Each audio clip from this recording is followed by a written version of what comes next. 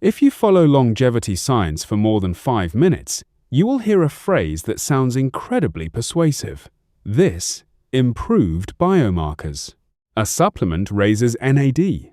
A diet lowers inflammation. A molecule improves oxidative stress. A test says your biological age dropped by 3 years. And sometimes that matters. Biomarkers can be useful. They can tell us when something is changing inside the body long before a disease appears. But there is a trap here. A biomarker is not the same thing as a health outcome. A biomarker is a measurement. A clinical outcome is something people actually care about. Fewer heart attacks, fewer fractures, better physical function, slower cognitive decline, better symptoms, or longer life. The whole problem is the gap between those two things. A trial can honestly say, biomarkers improved, and still not prove that anyone became healthier, lived longer, or aged more slowly. So in this video, we're going to build a filter for longevity claims.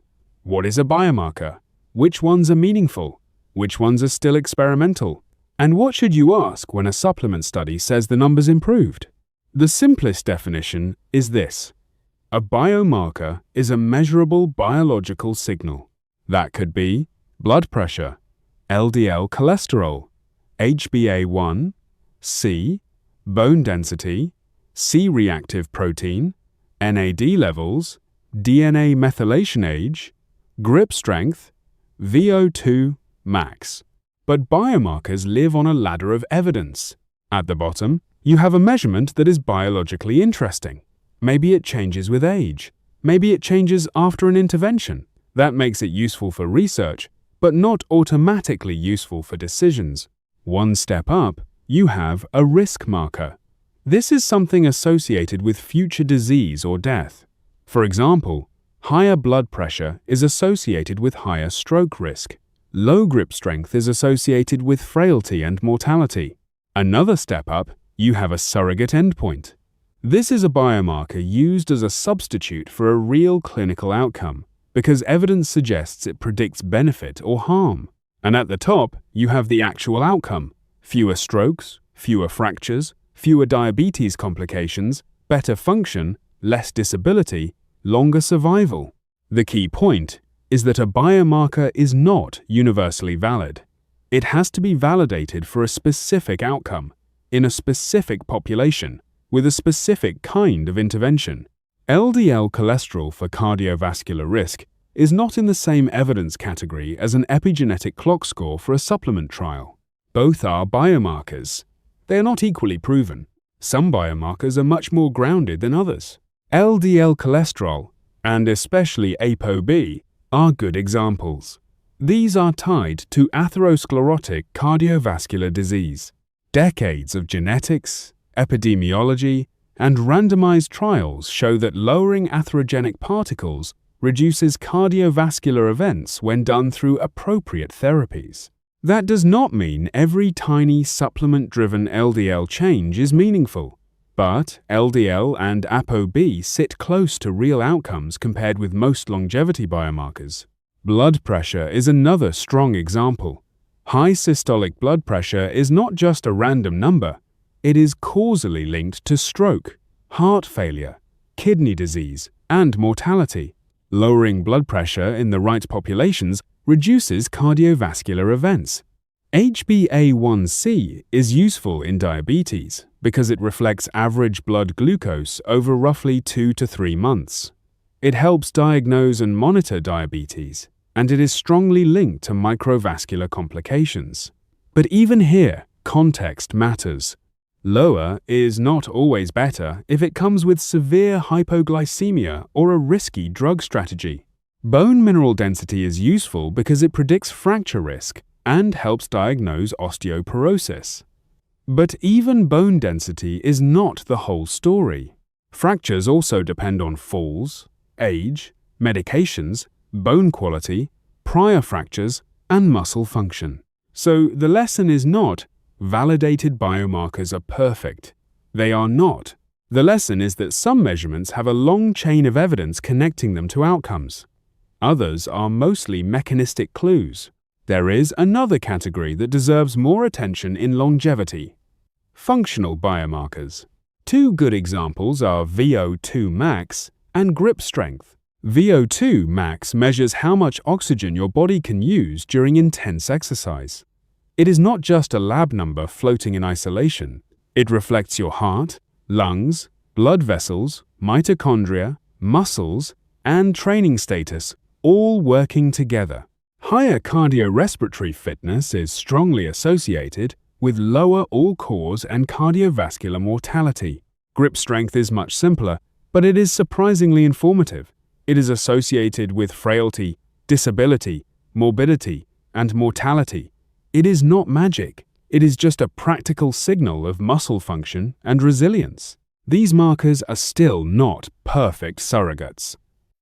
A supplement that nudges VO2 max a little does not automatically prove longer life, but functional measures are often harder to fool than isolated blood chemistry. If someone gets stronger, fitter, steadier, and more physically capable, that is closer to healthspan than saying one inflammatory molecule moved in a favorable direction.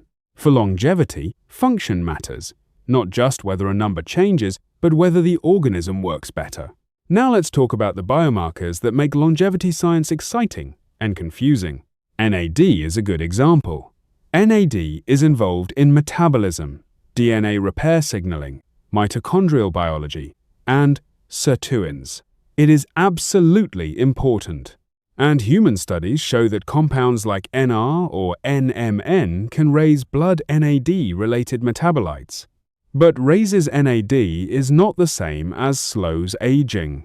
It is not the same as fewer diseases. It is not the same as longer lifespan. Blood NAD metabolites may not reflect the tissue you care about.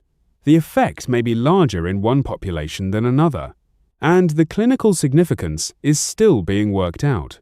Epigenetic clocks are another powerful example. These are algorithms based on DNA methylation patterns. Some estimate chronological age. Newer ones try to estimate disease risk, mortality risk, or pace of aging. They are fascinating research tools. But a short-term claim like biological age dropped 3 years should be treated carefully. Different clocks can disagree. The result can shift because of cell type composition, inflammation, lab noise, regression to the mean, or the algorithm's training set. That does not mean the clocks are useless. It means they are not yet a universal receipt that aging has reversed. Then you have inflammation and oxidative stress markers, CRP, IL-6, TNF-alpha, oxidized LDL, glutathione ratios, 8, OHDG, and many others. These can help explain mechanisms, but they are variable and context-dependent. CRP can rise because of infection, obesity, poor sleep, dental disease, autoimmune activity, or a hard workout. And antioxidant markers improved has a complicated history. Many antioxidant ideas looked great mechanistically and then failed to improve meaningful outcomes in trials. So these markers are clues. Some may become more important over time, but today they should not be treated as proof by themselves. Here are the main ways biomarker claims go wrong. First, correlation is not causation. Gray hair correlates with aging. Dyeing your hair does not slow aging. That sounds obvious, but the same logic applies to more sophisticated biology. A marker can track risk without being the thing you need to change. Second, even causal biomarkers can mislead if the intervention has off-target effects. HDL cholesterol is the classic cautionary tale.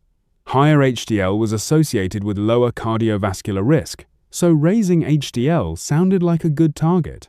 But multiple drug strategies raised HDL without producing the expected clinical benefit, and some had harms. Third, small studies can measure a lot of biomarkers and highlight the few that moved. If you test 50 markers, some will change just by chance. That is why pre-specified endpoints, correction for multiple comparisons, and replication matter. Fourth, relative changes can sound bigger than they are. Inflammation dropped 30% sounds impressive. But if CRP went from 1 to 0.7 milligrams per liter, the clinical meaning may be very different than if it went from 8 to 3. Fifth, proprietary scores can hide uncertainty. A biological age report can compress dozens or hundreds of measurements into one seductive number. But if the algorithm is opaque, the error bars are missing, and the score has not been validated against outcomes, the number can look more precise than it really is. This is why biomarkers improved should be the start of the conversation, not the end of it.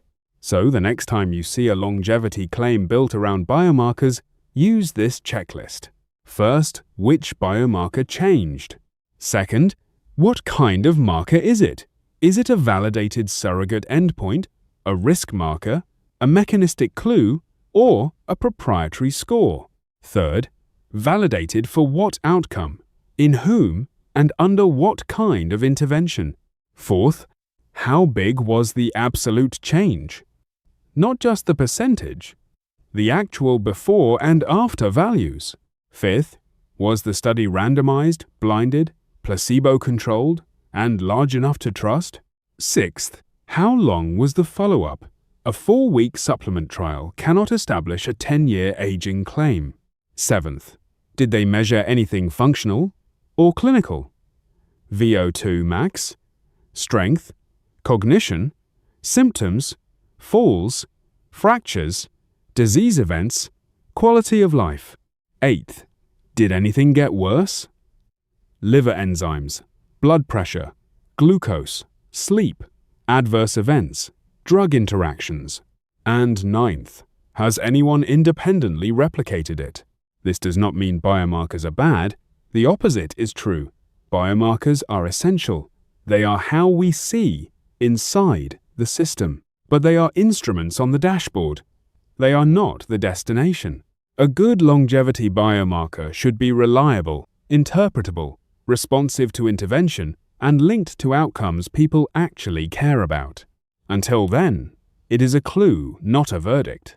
If this was useful, the next time you hear that a supplement improved biomarkers, pause before treating that as proof. Ask what changed, how much it changed, whether it predicts real outcomes, and whether the study measured anything people can actually feel, do, or avoid.